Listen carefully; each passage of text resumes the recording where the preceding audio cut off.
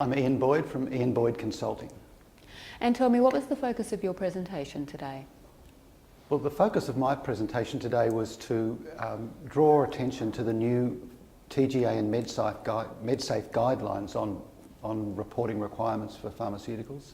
There have been guidelines released at the end of last year in both countries, and I was just highlighting the changes that were made in the two organisations.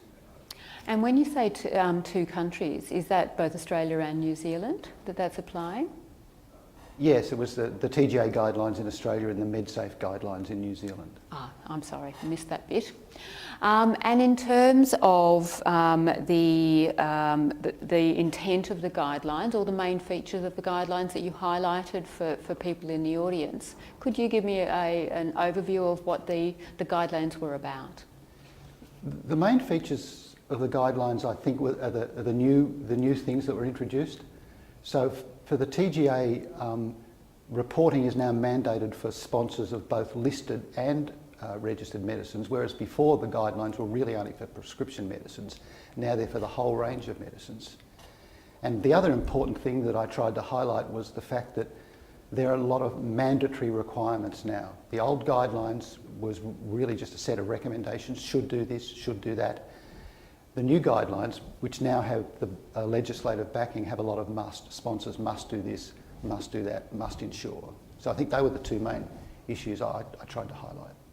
And is there any change across either of the guidelines that is a fundamental shift that's worth commenting on? No, I don't think there are really any fundamental shifts. I think that's just an incremental change. Just guidelines and recommendations require legislative backing, and the TGA didn't have some of that legislative backing. A few years down the track now, they do have that legislative backing, and they can make the guidelines tighter. And so what's the process from here in terms of bringing industry up to speed about the new guidelines and what people must do? Well, I'm not from the TGA, so I'm not fully across the sort of things that the TGA did, but they certainly had consultation with industry. Mm-hmm. So I think industry was certainly aware that these guidelines were coming in, and I think industry is very familiar with what the TGA puts on its website, and certainly the guidelines have been highlighted very strongly on the TGA website. Right. Is there anything else that, from your presentation, that it's important for members of ARCS to understand? Any of the detail that you think is worth highlighting? No, I think the main points I made before are the most important thing. There are a couple of other minor things that are probably worth noting, and that's that. So why don't we just start on that? So what are the sort of, you've commented on the main features of your presentation. What are a couple of the other points that you think are worth highlighting?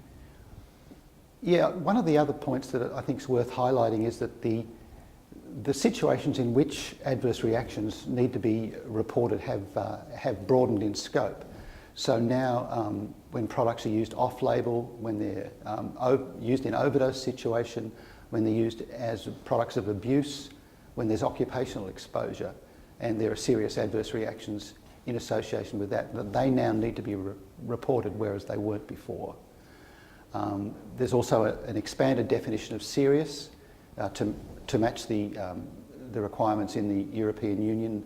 A transmission of an infectious agent is now a serious requirement which requires reporting. So those are just two additional changes that I think are worth noting. And if ARCS members took away just one fact or one message from your presentation, what would that be? If there was one thing that ARCS members could take away from my presentation, it would be that there are now a lot more mandatory requirements in the guidelines than there were before.